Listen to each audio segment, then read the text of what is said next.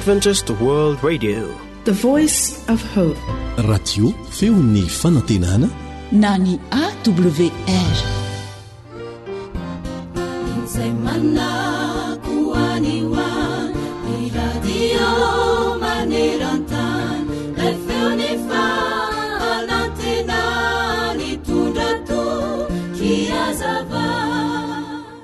Ity misy fanoharana iray mampieritreritra. Andeha atao hoe nianatra 10 taona tao amin'ny oniversite anankiray ianao, saingy tsy afaka nihazo diploma mihitsy ianao raha tsy manaraka ireo fampianarana sy mampiatra ny zavatra izay nampianarina anao ary manam-porofo eo amin'ny asa izay ataonao fa mendrika hazo izany diploma izany ianao. Indry mpiaino namana, dia tahaka izany ihany koa ny fotoana izay nijanonanao sy nanaovanao asa betsaka tao amin'ny fiangonanao. Izany dia tsy manam-porofo ny maha-kristianina marina anao. Tsaroa fa ny fanatrehanao any am-piangonana, ny fandraisanao anjara mavitrika, ny filazanao amin'ny teny ambaranao ny maha-kristianina anao ary ny famakianao ny tenin'Andriamanitra dia ho fotoana verimaina fotsiny ihany izany rehefa tsy iainanao ka asehonao amin'ny fiainanao ny mahampanaradian'ny kristianao na ny maha-kristianina anao. Ny tenin'Andriamanitra dia natao iainana fa tsy ambara amin'ny vava fotsiny ihany, ary tsy amin'ny andro tokana anatin'ny herinandro ihany izany fa isan'andro isan'ora no anehoana izany. Ny fampiaranao izany eo amin'ny fiainana, ny fijoroana, ny fanehoanao ny tena maha-kristianina anao isan'andro isan'ora, izay no andrasan'i Jesosy aminao. Fa ahoana hoy ny voalazan'ny tenin'Andriamanitra? Fa ho avy tahaka ny mpangalatra ny andron'ny Tompo, ary amin'izany ny lanitra dia ho lasa ny firimorimoana mafy, ary ho levon'ny afo ny tena ny zavatra rehetra, ka ho dorana avokoa ny tany sy ny asa izay ao aminy. Ko raha ho levona toy izany izao zavatra rehetra izao, dia olona tokony hanahoana moa ianareo amin'ny fitondran-tenanareo masina sy ny toe-panaharaka an'Andriamanitra? Ampieritreritra antsika rehetra ny izany teny izay voasoratra ao amin'ny Petera 2:7 ny 9-10 ka hatramin'ny 11 izany. Amen.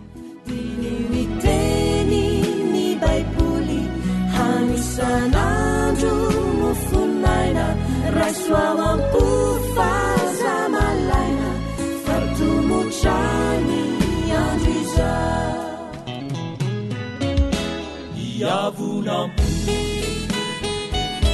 reareaku basulu ifiti panetetenare fayeti maha oampiana rua izabukuvulu detaratisuru oampiana rua ahayanume faeti atena divularena befiantana farnai manduraka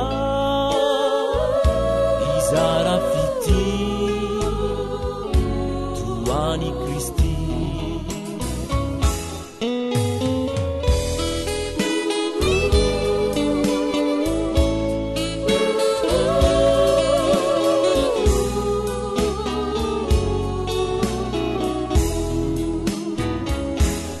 Yavunampu reareaku basulu ifiti panetetenare fayeti maha oampiana rua izarukuvulu detaratisuru.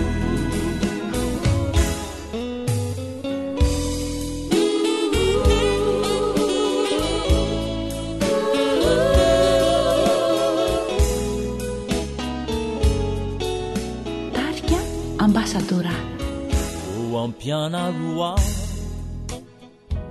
umalemi fanai famaherivai kiaramiteni tsilaitre fanimana fanai mahatukisisai silamatratrani simbabe aiai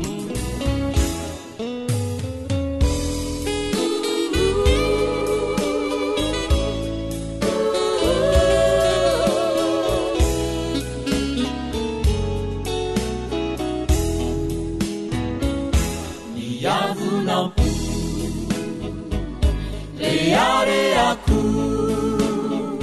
Nasuru ifitize Fanecetenabe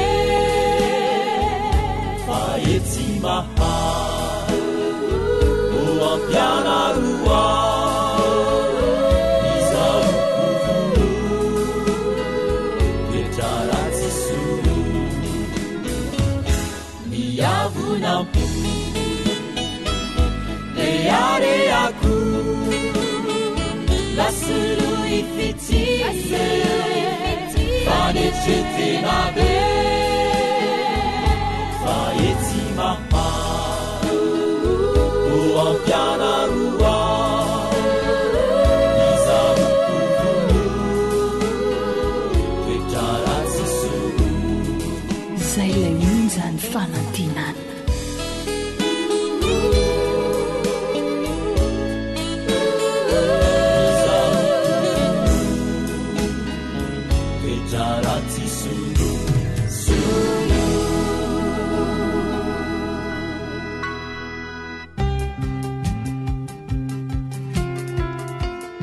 sakafo mahasoa mahasalama mahavelona atolotry ny feon'ny fanantenana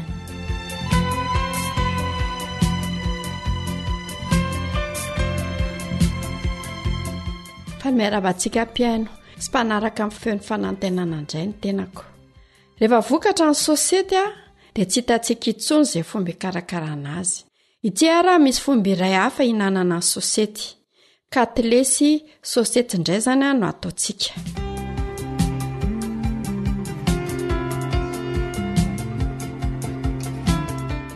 inavana zavatra ilaina sosety anankitelo lehibehibe na zay ampy dia mila fécule roa sotro feno tsara mila sésame kotsika roa sotro feno tongolo gasy voatoto iray sotro kely sakamalaho voatoto iray sotro kely totokena atsasaky ny fefany mila ditaintsika dia mila siritsika dia mila dipoavatritsika dia mila chapelure kotsika na le potipotika mofo reny menaka nendasana azy dia mila salady atao lafika ametrahana azy eo ambony lovia nilaitsika koatran'izay koa dia mila lovia fisakitsika na plat dia raverina indray zavatra ilaina sosety anankitelo na zay mahampy fécule roa sotro feno sésame roa sotro feno tsara ihany koa tongolo gasy voatoto iray sotro kely sakamalaho voatoto iray sotro kely totokena eo amin'ny atsasaky ny fahefany eo mila ditaintsika mila sira mila dipoavatra mila chapelure le potipotika mofo reny dia mila menaka nendasana salady koa ilaitsika ametrahana n'ilay katlesa eo ambony vilia dia mila vilia fisakitsika na le antsoina hoe plat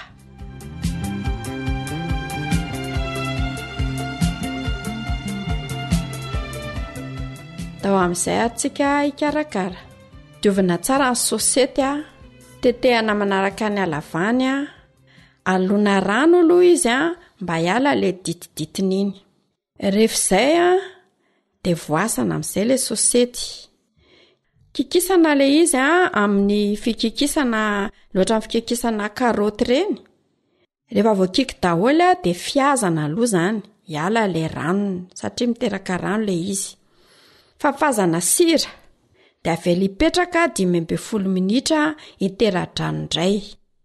Rehefa izy le avy mifiazana tamin'ny voalohany iny zany dia asiana sira, dia avela ipetraka 10 minitra. Dia rehefa mipetraka eo izy zany dia lasa miteraka rano indray, dia fiazana fanondroany indray zany mba hiala indray le ranony iny.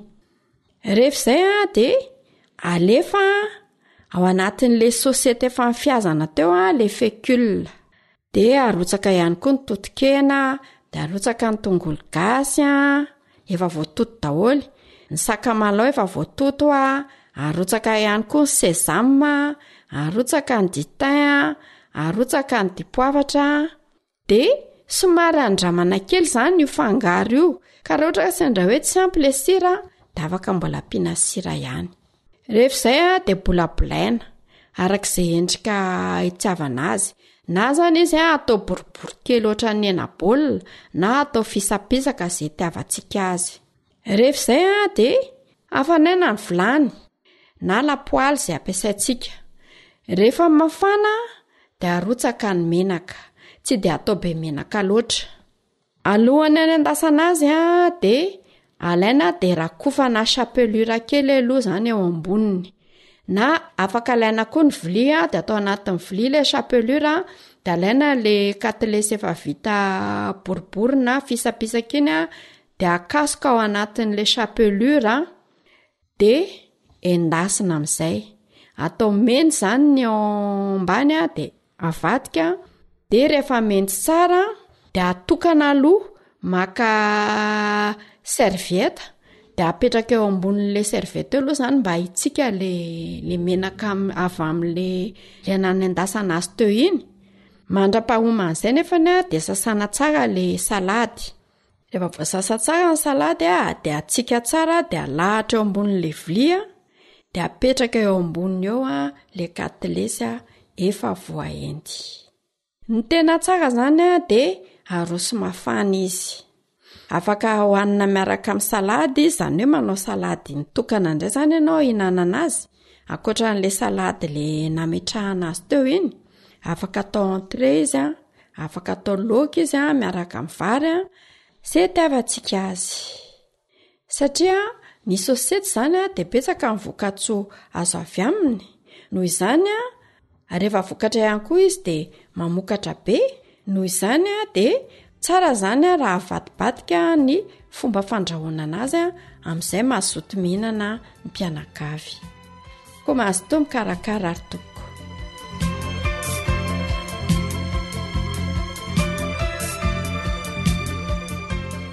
Izay indray ary ny masaka azy natolotra antsika. Koa manao veloma mandra-pitafy indray ary ry mpiany malala. Sabiana Rakotondranaivo no nanolotra ary namana Sama no nandray feo.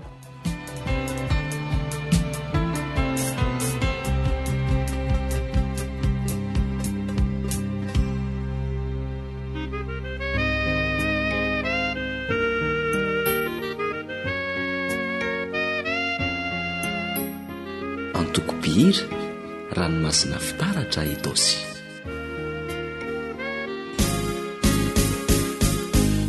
Ny fitiavanao ny tompo tena mampiaikiay, izao mpanompo veno tiavina impirine fanonampietry miana ramasina teo imasonizao tontolo izao. Ny fitiavanao ny tompo tena mampiaikiay, izao mpanompo veno tiavina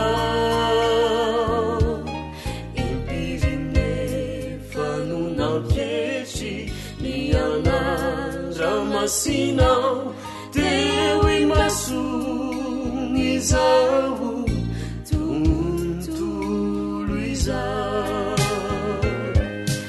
Izao ilay ny fomaraina satria no voasinao ilay sakafo koaninkeo de mbola olaavyanyaminao tonelany samitany ny fitiavanaoay oty ai refesy namandrakyzay na tsisy mari nitakiko faliso avy aminao nasatsara itokiko famonjy ayanao na iza niazanefa enoray sinao ao no fititsy misy fetra no itiavanaoa. AWR Téléphone 033 37 106 13 034 06 797 62. Tumpuo inunare numbarazukuatao fatena futafaocha ilai fitiavanao naiteni maruaza vaiderananao otsy misy malaza ilai fitiavanao otsy misy malaza ilai fitiavanao.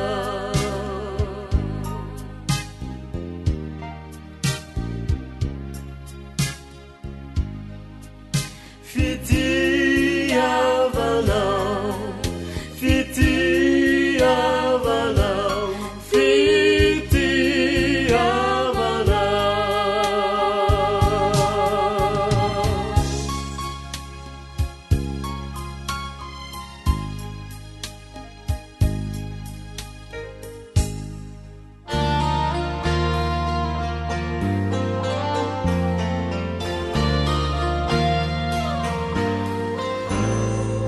hampodiny foniny ray ho amin'ny zanaka, hampodiny foniny ray ho amin'ny zanaka.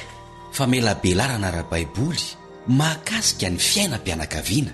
Iarahanao amin'ny pasteur Tsereta Ludovic miaraka amin'ny feon'ny fanantenana.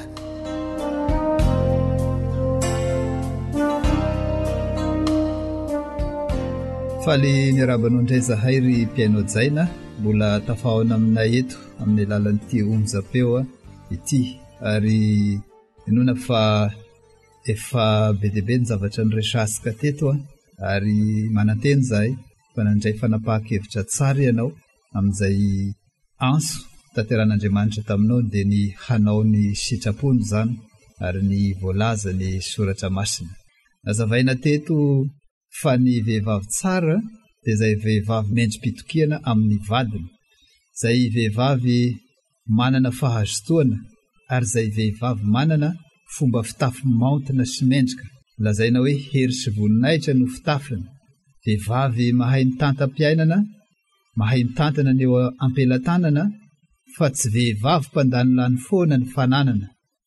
Raha ny tenin'Andriamanitra no jerena, ho fahasambarana no hiainana ao an-tokantrano ry mpiaino jaina, raha miaina araka izany toromarika izany ny vehivavy ao an-tokantrano. Androandray isika dia ny fidy loha hevitra manokana, manao hoe ny ankohonany Noa. Ankohonana zany hoe génération vaovao teo amin'ny tantarany tany ny ankohonany Noa, zany hoe taranaka vaovao taorinany fandevonana ny taranak'olombelona izay efa nitombo faharasiana teo alohan'ny safidrano. Koa dia inoko fa tahaka ny mahazatra dia efa vorona sady indray ianao amin'ny fandraisana naoty rehetra hiraketana an'izay voalaza ny soratra masina mahakasika an'izany. Ny alohan'ny hijeresika an'izany indray ary dia saiko anao hiaraka aminay hivavaka.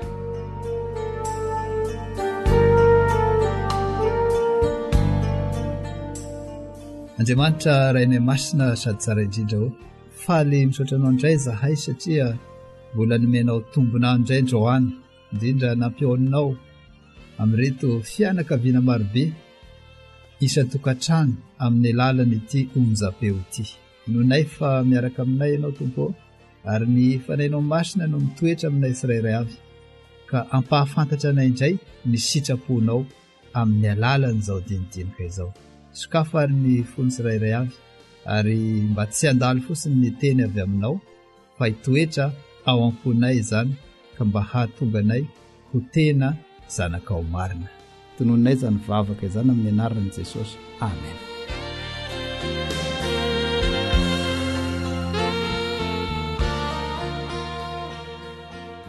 Tiako ny misarika ny sainao hamaky ny voasoratra amin'ny Genesisy 4:1-10 hatramin'ny 4:12. Ary ho tohizasika izany amin'ny voasoratra amin'ny 7:7 hatramin'ny 7:12. Zao ny voalaza amin'ny anaran'i Jesosy. Ary simba ny tany teo anatrehan'Andriamanitra sady henin-doza. Dia hitan'Andriamanitra ny tany ka indro efa simba izy, fa ny nofo rehetra samy efa nanimba ny lalany avy tambonin'ny tany. Dia hoe Andriamanitra tamin'ny Noa, ny faran'ny nofo rehetra efa mieto anatrehako, satria efa henin-doza ny tany noho ny olona, ka indro efa handringana azy mba amin'ny tany aho, koa manaova samy fiara ho anao amin'ny hazo gofera, ary hasiana efitrefitra ny samy fiara, ka hopetahanao dity ao anatiny sy eo ivelany izy. Ary indro izao efa hahatonga safidrano ambonin'ny tany handringana ny nofo rehetra izay manam-pofinaina ambanin'ny lanitra, dia ho faty izay rehetra eo amin'ny tany. Nefa kosa hahoriko ny fanekeko aminao, ary hiditra ao anaty samy fiara ny vady aman-janakao, mba amin'ny vinanty vavinao miaraka aminao. Ary ny zava-mananaina dia ny nofo rehetra hitondranao roa avy isan-karazany ao anaty samy fiara, ho velomina miaraka aminao, ho lahy sy vaviavy ireo. Tiana ny manamarika fa tandindony izay ankohonana handray ny famonjena amin'ny fandringanana amin'ny andro farany, io famonjena Noa tamin'ny safidrano teto an-tany io. Ny an'ny Noa moa zany dia novonjena tao anatin'ny samy fiara rehefa tonga ny safidrano, fa ny any olombom-vonjy kosa, ary mbola ho isan'izany ihany koa i Noa, dia amin'ny alalan'ny fiakarana any an-danitra ny 10 taona. Hitantaratra zany ao amin'ny Apokalipsy 20:19 izay mivaky toy izao. Sambatra sy masina ireo izay manana anjara amin'ny fisanganana voalohany, ireo izay tsy mba ananany fahafatesana faharoa fahefana, fa ho mpisoron'Andriamanitra sy Kristy ireo, ka hiara-manjaka aminy 10 taona. Fiovampiainana goavana ao an-taranaka olombelona io fandevonana ny nofo rehetra tamin'ny safidrano io. Navaozan'Andriamanitra tamin'io fotoana io ny fanekena izay nataony ho an'ny taranaka olombelona, izany hoe ho an'ny taranaka aorian'ny Noa rehetra. Nahitana taratra ny fanavaozana mikasika izay mety ho fihinana ihany koa io tantara mikasika ny safidrano io ry mpiaino jaina. Talohan'ny safidrano dia tsy nisy fahanavahana ny sokazin'ireo biby teto ambonin'ny tany, ary ny sakafo nohan'ny olombelona dia zao ny voalaza momba azy talohan'ny safidrano. Genesisy 1:1-7. Ary Andriamanitra nanao hoe, indro efa nomeko anareo ny anana manitsamboa rehetra izay ambonin'ny tany rehetra, ary ny azo rehetra izay misy voa sady manitsamboa, dia ho fihinana ho anareo ireo. Ary men'Andriamanitra ihany koa ny fihinana ho an'ireo biby. Tantaratra zany ao amin'ny 9:30. Ary ny biby rehetra sy ny voromanidina rehetra, ary ny zava-manana rehetra izay mandadina mikisaka amin'ny tany, dia efa nomeko azy ny zava-maitso rehetra ho fihinany, dia nisy izany. Raha ny soratra masina zany ny jerena, dia anatin'ny sokazin'ny zava-boary mihinana zava-maniry ny olombelona teo am-piandohana. Nazava ilay voalaza teo hoe anana manitsamboa sy ny azo rehetra izay misy voa Zay zany no namaritan'Andriamanitra ny misy ny ho sakafon'ny olombelona teo am-pandohana. Nanomboka teo amin'ny safidrany kosa nefa ho an'ny olombelona manokana dia nisy ny fanovana izay hita taratra tamin'ny alalan'izao fanambarana izao. Amin'ny Genesis 7:1-2. Ary hoy Jehova tamin'ny Noa, midira ao anatin'ny samy fiara ianao mba amin'ny ankonanao rehetra, satria ianao no hitako fa marina eo anatrehako amin'izay olona miarabelona aminao izao. Ny biby madio rehetra isan-karazany dia hanalanao ho ao aminao 7 avy lahy sy vavy, ary ny biby tsy madio isan-karazany 2 avy lahy sy vavy, ary ny voromanidina koa isan-karazany 7 avy lahy sy vavy, mba tsy ho lany taranaka ambonin'ny tany ireo. Nanomboka teo zany dia nisy ireo biby izay nambaran'Andriamanitra fa madio, izay nampidirina 7 avy lahy sy vavy, ary nisy ireo biby lazain'Andriamanitra ho hoe tsy madio. Ary rehefa namerina ny fampahafantarana mikasika an'izany Mosesy taty aoriana, dia tsapa fa ny tian'Andriamanitra ho lazaina amin'ny hoe madio sy tsy madio ry mpiaino jaina, na koa hoe maloto dia izay fihinana sy tsy fihinana. Tsy fihinana zany no tiana ho lazaina fa hoe maloto, satria mifanohitra amin'ny fahamasinan'ny vatasika raha toa ka hoanisika zany hoe hampidirisika ao anatisika. Tantaratra zany eo amin'ny Levitikos 1:9-9. Levitikos 1:9-9. Ny henany reny tsy ho fihinanareo, ary ny fatiny tsy ho kasianareo akory, zava-maloto aminareo ireny. Ary tiako ny misarika ny saisika ho an'izay mety mbola sambany na eno an'izany, fa afaka jerena ao amin'ny reto toko reto ny fitanisana an'izay ho fihinana sy ny tsy ho fihinana. Ny toko sy andinin'ny voalohany dia ny Levitikos 1:12, ary ny toko sy andinin'ny faharoa dia ny Deuteronomia 4:12. Amin'ity anio ity moa dia ny Deuteronomia 4:12 no ho jeresika amin'ny ankapobeny satria voafetra ihany ny fotoana. Zao ny voalaza ao amin'ny Deuteronomia 4:12 ny andinin'ny voalohany hatramin'ny 7. Zanak' Jehova Andriamanitra reo ianareo, ko aza mitetika ny tenanareo, na manaratra ny eo ambonin'ny handrinareo noho ny amin'ny maty. Fa firenena masina ho an'i Jehova Andriamanitra ao ianao, ka voafedy no rakitra soa ho azy mihoatra ny firenena rehetra ambonin'ny tany. Aza mihinana izay fahavetavetana. Izao no biby izay ho fihinanareo. Izay biby rehetra mivaky kitro ka misaraka tsara ny kitrony sady mandinika no ho fihinanareo.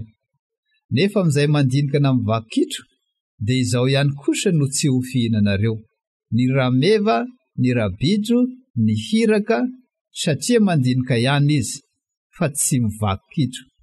Maloto aminareo izy, ary ny kisoa koa, satria mivaky kitro izy fa tsy mandinika, maloto aminareo izy. Ny henany ireny tsy ho fihinanareo, ary ny fatiny tsy ho kasianareo akory. Raha nanaraka tsara n'ilay vaky teny teo sika, dia mazava be ilay antefany afatra: Zanak' Jehova Andriamanitrareo ianareo izy, ary nofidiny ho rakitra soa ho azy mihoatra ny firenena rehetra ambonin'ny tany. Mazava ny iantefany afatra ry mpiaino hajaina, tsy izay zany fa izay mievitena ho zanak'Andriamanitra rehetra. Izay mievitena ho olom-bo fidin'Andriamanitra rehetra, dia no faritan'Andriamanitra izany ny sakafo tokony ho fihinasika sy ny tsy ho fihinasika. Ary efa nitanisaina teo moa ny amin'ny sokazina biby anankiray izay ngeza manana tongotra 4. Raha nanaraka tsara n'ilay vaky teny teo sika, dia voalaza teo fa ny amin'ireny biby ngeza sy manana tongotra 4 reny dia famantarana loha no voalaza. Izay biby rehetra hozy izy teo mivaky kitro ka misaraka tsara ny kitrony sady mandinika. Famantarana roa zany. Ny voalohany dia mivaky kitro. Afaka fantarina zany ny atao hoe mivaky kitro, tahaka n'ireny tongotry ny omby sy ny ondry sy ny osy reny. Raha mijery ny tongotry reny sika dia mivaky tsara ny kitrony. Reny zany famantarana voalohany. Ny famantarana faharoa dia mandinika. Eo angamba ny mety ilana fanazavana kely ry mpiainao zay satria ampiasaina koa io voambolana mandinika io amin'ny fisainana. Fa tsy izay no tiana ho lazaina eto fa miverina mitsako amin'ny omby sy reny ony sy osy reny dia hitantaratra koa zay. Rehefa avy miraokaitra izy reny dia indraindray maka toerana, maka alokaloka dia miverina mitsako fanindroany. Zay zany no atao hoe mandinika. Ka inona fa fanampahalalana sy fampahafantarana avy amin'Andriamanitra no resasika an'izay ka dia andray fanapahan-kevitra tsara ianao raha hividy sakafo na laoka dia mba jereo zany apetrao ny fanontaniana mandinika ve ty biby ty ary mivakitso ve ty biby ty fa izay no fihinana ho an'ny zanak'Andriamanitra sy ny olona zay mevitena fa olom-boafidy n'Andriamanitra.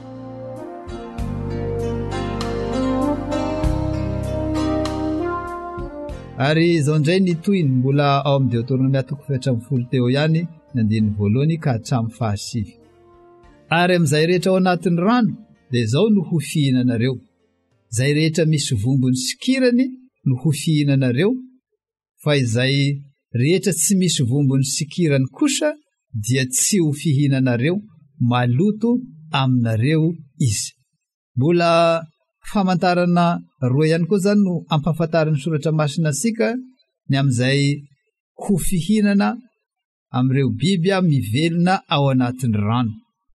Ny famantarana voalohany ry mpihainao jaina dia misy vombony, zany hoe misy an'iregny tsilosilo sy filomanosana reny ny vatany ary misy kirany.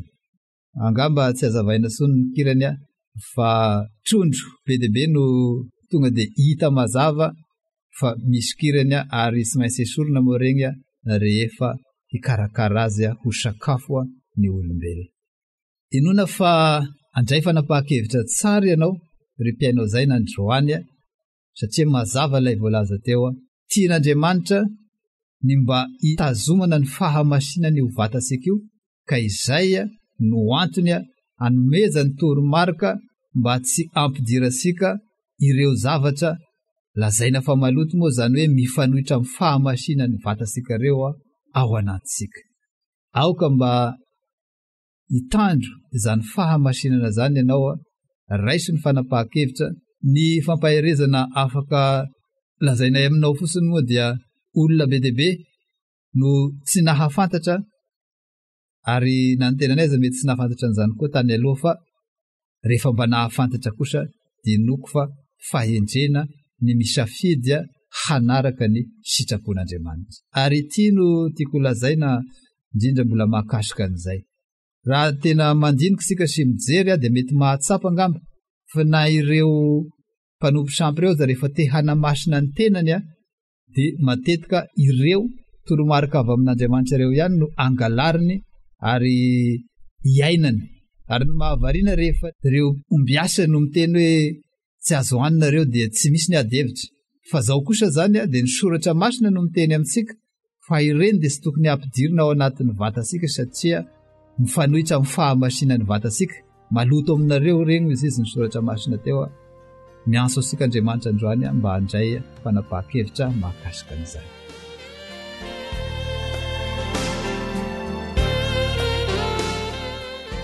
Zavatra iray zay mpanimba tokantrano besaka koa ny fihinanana na fisotroanan'ireo zava-mahadomelona ireo ankehitriny. Manankolazaina mikasika ireny ihany koa ny soratra masina ry mpiainao jaina. Ny tsara ho fantatra dia ao anatin'ny sokaziny ireo zavatra sy tokony hohanina izy ireny satria manimba. Ireo mpitsabo dia manamarina mazava fa manimba ireny zavatra mahadomelona ireny. Raha tanosaina vetivety moa zany dia ireto avy: ny toka dia isan'ny fototra iray mitondra sy fahasalamany havokavoka amin'ny tenan'olombelona. Besaka ny olona vao ny arety tratra no vokatry ny fisotroana toaka na vokatry ny foana sigara na fandrapahana paraky. Tsy dia sapa mivantana moa izany satria amin'ny fomba miandalana, zany hoe tsy miseho eo no eo, ka dia indraindray mapetraka adevitra lehibe, fa dia tiana ny mampahafantatra asika androany fa manimba ny toka sy ny sigara ary ny paraky. Toy izany koa ny rongony. Besaka ny tanora no marary saina vokatry ny fifonana fampiasana amin'ny fomba maro an'ireo rongony ireo. Tiana nefa ny mampahafantatra asika ry mpihainao jaina fa tsy ankasitrahan'Andriamanitra izany fanimbantsika ny tena sika izany. Tiako ny ampahafantatra anao ny voalaza ny soratra masina ity mahakasika an'izany. Korinthianina 2:4-5:17. Tsy fantatrareo va fa tempolin'Andriamanitra ianareo ary fanain'Andriamanitra mitoetra ao anatinareo? Raha misy manimba ny tempolin'Andriamanitra dia mba ho simban'Andriamanitra kosa izy, fa masina ny tempolin'Andriamanitra dia ianareo izany. Misy an'ireo zavatra madimelina ireo moa dia voasoratra amin'ny soratra masina mihitsy ny vokadrasiny. Anankiray tiako iarahantsika mamaky eto zao dia ny ao amin'ny ohabolana 20:1 izay mivaky toy izao: mpaniratsira ny divay ary mpitabataba ny toaka ka izay miraikiraiky azon'izany dia tsy hendry.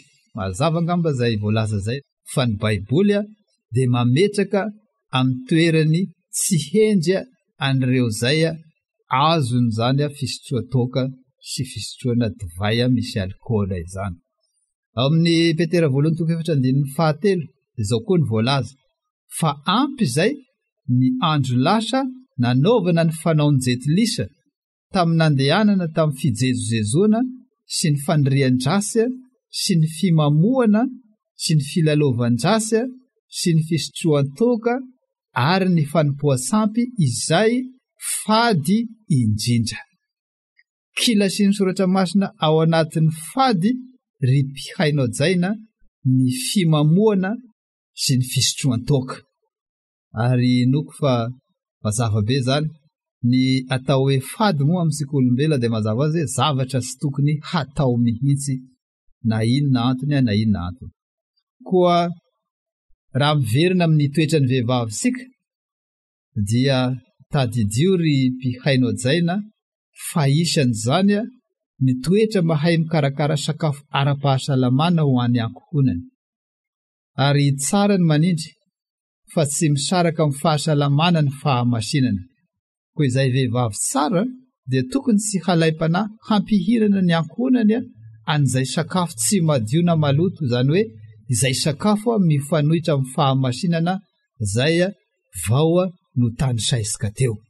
Mianso ny ankohonana rehetra ary amin'ity anio ity mba andray fanapahan-kevitra tsy hihinana intsony an'ireo sakafo izay voalaza ny soratra masina fa mifanohitra amin'ny fahamasinan'ny vatasika dia ny hoe maloto. Izay moa ny voambolana nampiasaina ilazana an'izany teo. Ary no hamafisin'ny soratra masina teo koa fa tsy akasitrahan'Andriamanitra ny fanombasika ny tenansika amin'ny alalan'ny fihinanana an'ireo zava-madimelina ireo. Ireto avy moa no nisokaziana ao anatin'izany: ny rongony, ny toaka, ny paraky sy sigara ary ny kafe. Ny azona ilazaina ry mpihainao jaina dia afaka mifanampy isika mba hanampy ianao hiala amin'izany raha toa ka tapa-kevitra hanaraka ny sitrapon'Andriamanitra ianao. Misy fomba izay taridalana no volavolaina mpitsabo maromaro afaka hifanampy isika. Koa dia afaka miantso ny laharany ity onjam-peo ty ianao ahafahasika mifampiresaka ny fomba natanterahana azy raha toa ka tapa-kevitra ianao hanaraka ny sitrapon'Andriamanitra dia ny mba tsy hinanana an'ireo zava-madimelina izay manimba ireo. Ary inonay fa raha ianso anao Andriamanitra androana amin'ny alalan'ny fanahy masina mba handray fanapahan-kevitra araka ny sitrapony dia hovalianao eny tompo izany, satria tian'Andriamanitra ianao ry mpihainao jaina.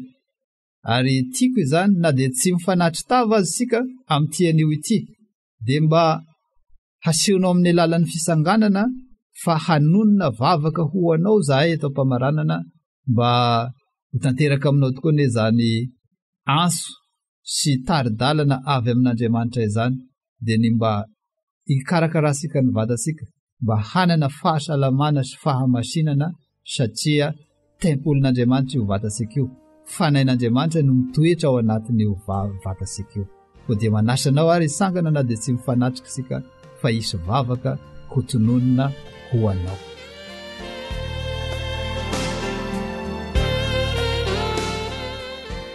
Andriamanitra rainay eo misaotra anao indray zahay raha nomenao toromarika mahakasika ny fitantanana ny vatanay androany.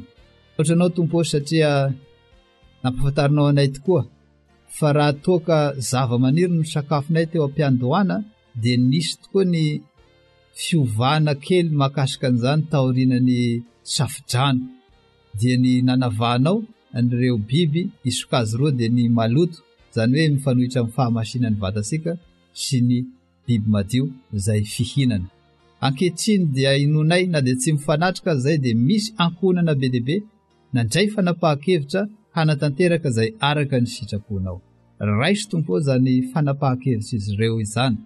Ny fanainao masina no ao aminy ka anampy azy mba anana hery mba tsy ho azy ny fakapanahy intsony hihinana an'ireo biby izay mifanohitra amin'ny fahamasinan'ny vatasika ireo.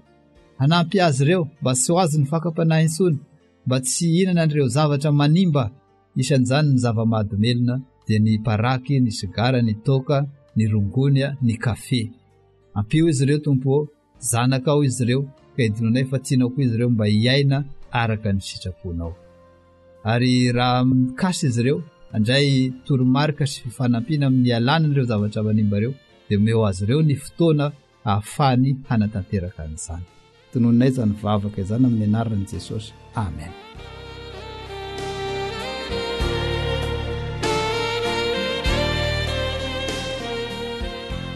Namanao ny pastora Tsereta Lidovika ihany ny mbola niaraka taminao teto.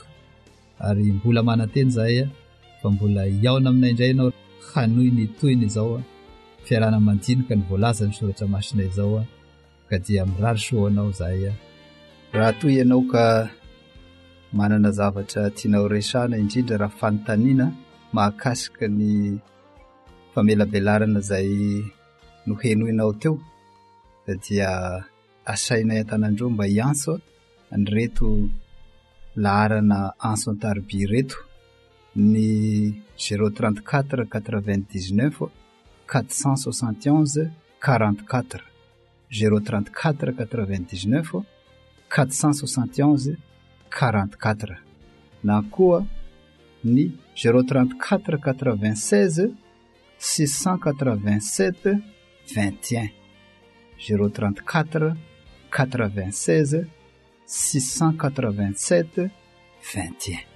Ary mahafaly anay tokoa ny mandray anao mba hifampiresadresaka sy tafatafa amin'ny lalana zany aso an-tarby zany.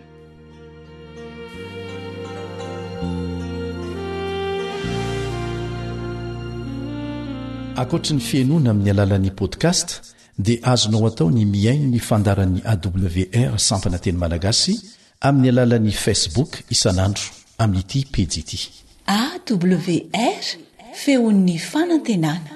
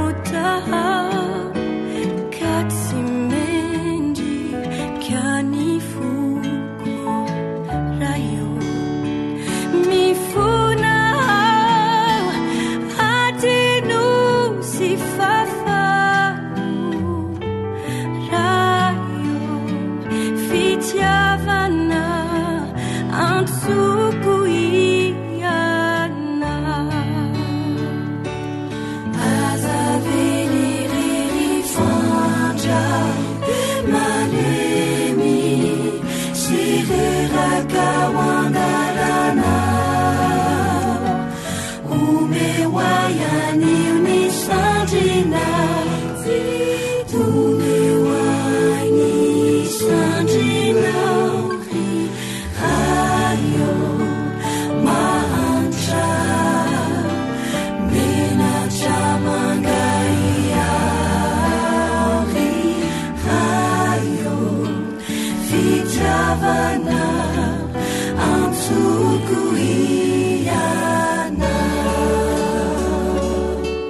izay ilay onjany fanantenana.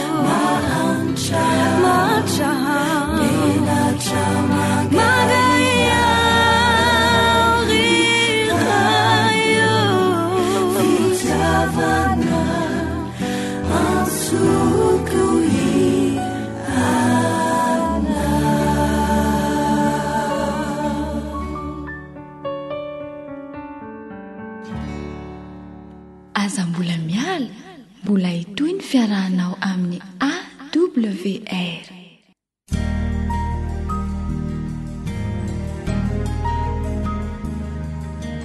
Faniteninao no fahamarinana.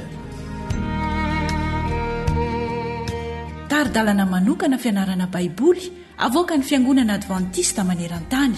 Iarahanao amin'ny radio feon'ny fanantenana.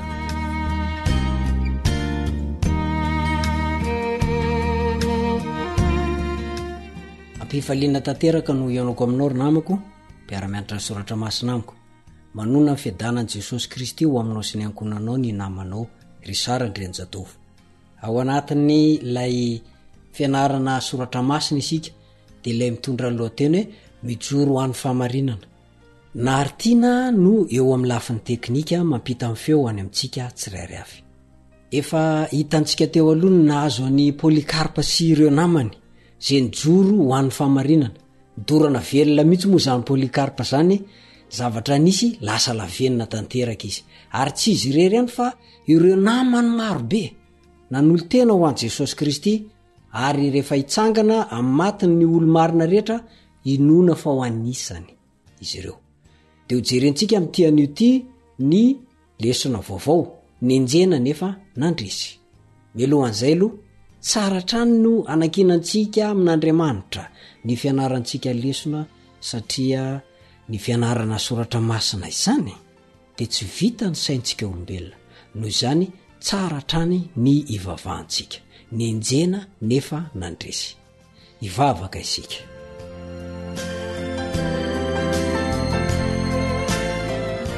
Rainay izay ny an-danitro, misaotra fa nomeno anay ny lesona tamin'ny lasa, ary mbola nomeno anay koa amin'ity anio ity ny lesona mahafinaritra amin'ny alalan'ny fianarana ny soratra masina tahaka izao.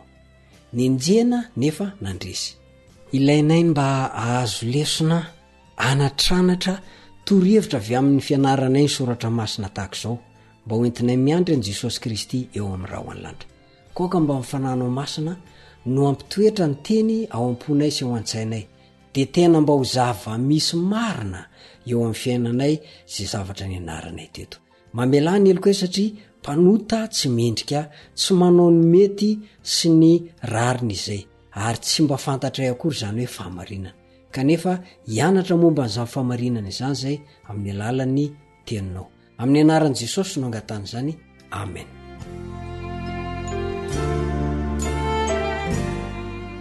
Nenjena nefa nandresy. Tezitra Satana rehefa mitoetra ho mahatoky amin'Andriamanitra ny olona. Hitantsika tamin'ny nahazo ny Polikarpa sy ny namany zany. Polikarpa dia nijoro ho an'ny fahamarinana, nidorana lasa lavenina izy. Manaraka aorinan' izany matetika mifanenjena. Ohatra amin'izany zao ny mpaminany Daniela dia nanondro vanim-potoana anankiray mbola ho avy, izay adina sy anenjeny fiangonany vanim-potoana antenantenany ny vahoakan'Andriamanitra. Daniela 7, ny 120 sy ny 150 misy an'izay. Ny mpaminany Jaona ihany koa dia nanondro i vanim-potoana io koa ho fotoana hanerena ny fiangonan'Andriamanitra ndositra any amin'ny efitra. Zany hoe ilay tany efitra hitaizana azy any fehitrandro 2, fehitrandro 2 ary atsasaky ny fehitrandro araka ny voalazan'ny Apokalipsy 12 ny 5:12. Ny Apokalipsy 12 ny 9:9 dia milaza toy izao ihany koa. Ary raha vehivavy kosa nandositra nankany any efitra, fiangonana ilay vehivavy eto izay nisy fitoerany namboarin'Andriamanitra. Novelomin'Andriamanitra tany any efitra ny vahoakany. Nampahery sy nanoana azy ireo ny tenin'Andriamanitra. Raha ny vaivay nandritra i vanim-potoana lava io kosa dia le vanim-potoana manjombona nanjakan'ny fanjakana papaly zany, io le fanandrina lehibe nisy tamin'izany fotoana zany. Zao anefa Andriamanitra dia tsy mijery fotsiny, fa tsy maintsy mihevitra ny zanany izy. Nahita toerana voahoman'Andriamanitra ho azy ireo, ary ao anatin'ireo fiakana lehibe indrindra tamin'ny fiainana dia manomana toerana ho an'ireo matoky, dia ireo izay matoky aminy. Nahita fialofana tao amin'ny fitiavany sy ny fiahiny ny vahoakany nandritra ireo fotoam-pitsarana lehibe indrindra ireo. Asa raha azontsika an-tsaina ny antony natonga ny fanenjenan'ireo kristianina voalohany ireo. Misy antony 4 reto zay ho tany-saina amintsika. Ny antony voalohany dia lafiny ara-toekarena. Ohatra hoe nisy fiantraikany tamin'ny fifatrarahany teo amin'ny toerana nisy azy sy ny asany ny fanambarana ny finoana. Ianao zany rehefa mitory ny tenin'Andriamanitra dia misy voakitikitika tombotsoany, dia velona ho azy ny sakatsakana sy ny fanenjena. Ohatran'izany zao le voalaza ao amin'ny Asan'ny Apôstôly 7 ny 13 ka hatramin'ny 17. Ny antony manaraka ihany koa dia zao hoe antony ara-piarahamonina. Ohatra amin'izany tsy nanaiky andray anjara tamin'ny hetsika maneho fitondran-tena ratsy ny kristianina, dia velona ny fanelikiliana farany nenjena. Ny antony fahatelo dia ny antony ara-politika, satria ataon'ny olona faniliam-pahadosoana mba hamahana olana ara-politika ny kristianina, dia velona ny fanenjena. Farany dia ny antony ara-pivavahana. Ohatra amin'izany zao niseho toy ny loza amin'ny tatao ho an'ireo fiangonan-dehibe ny finoan'ireo kristianina, ny zavatra nitoriany izy ireo, ny fomba fanaony ary ny fitombony izy ireo. Mazava ho azy, velona ny fialonana, tonga ny fanenjena. Raha ny marina dia tsy olona io manenjika io, fa i Satana. Satana no manosika ny olona hanenjika. Satana no mandrisika ny mpivavaka tsy izy hanao an'izany zavatra zany. Efa nisy zany taloha, fa tsy maintsy mbola isy zany aoriana kely eo. Ny tantara zay naseho antsika, ny tantaraina tamintsika tamin'ny fieretan'ireo zanak'Andriamanitra mpanavao fivavahana ireo, ny nijoroana izy ireo tamin'ny marina, dia hery lehibe ho antsika ary toko ho antsika fa Andriamanitra tsy hanary ny vahoaka an'izany mihitsy. Ary nizaniza mijoro ho an'Andriamanitra, mijoro ho an'ny famarinana, dia tsy maintsy ho avy ny fotoana hananganan Jesosy Kristy amin'ny maty ary entiny mandova la fiainana mandrakizay zay rehetra mijoro. Ny baiboly de miresaka ilay fetrandro 3 sy tapany na 3 taona sy tapany. Taona ray moa de misy 60 sy 300 andro de manome 60 sy 200 andro zany.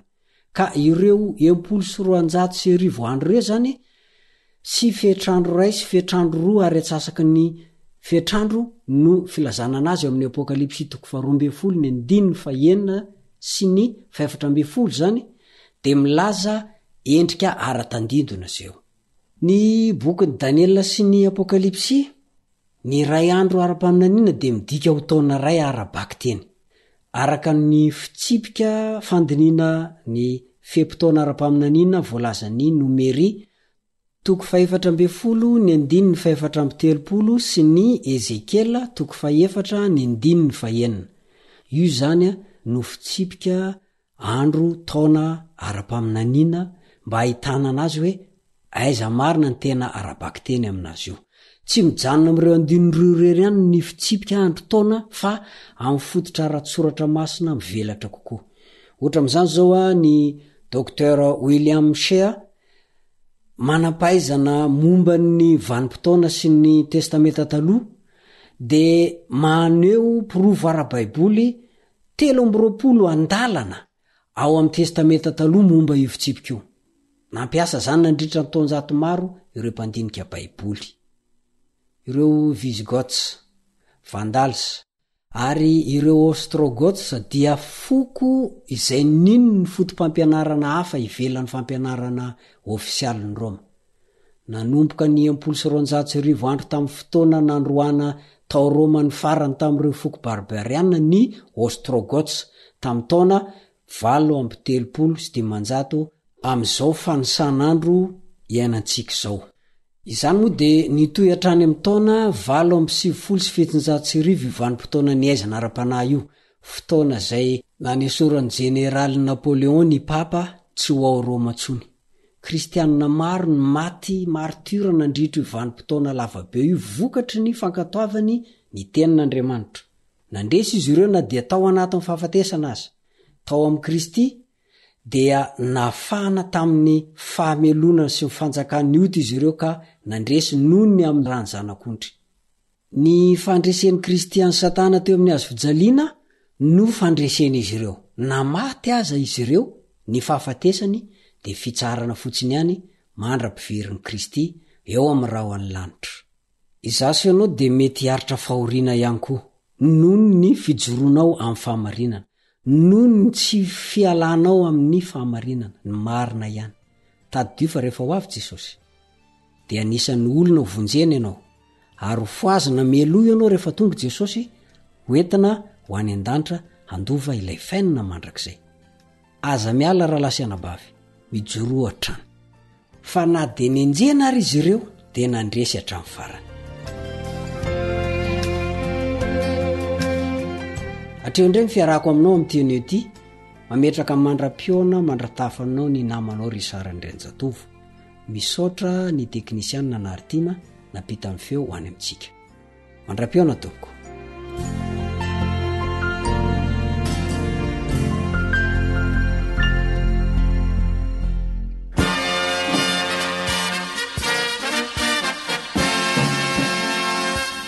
Adventist World Radio, the voice of hope. Radio Femini Fanantenana. Ny farana treto, ny fanarahanao ny fandaharan'ny radio Feo Fanantenana na ny AWR amin'ny teny Malagasy. Azonao ataony mamerina miaino sy maka maimaim-pona ny fandaharana vokarinay amin'ny teny pirenena mihoatriny 100 amin'ny fotoana rehetra. Raisoaryn'ny adresy ahafahanao manao izany. awr.org na feofanantenana.org.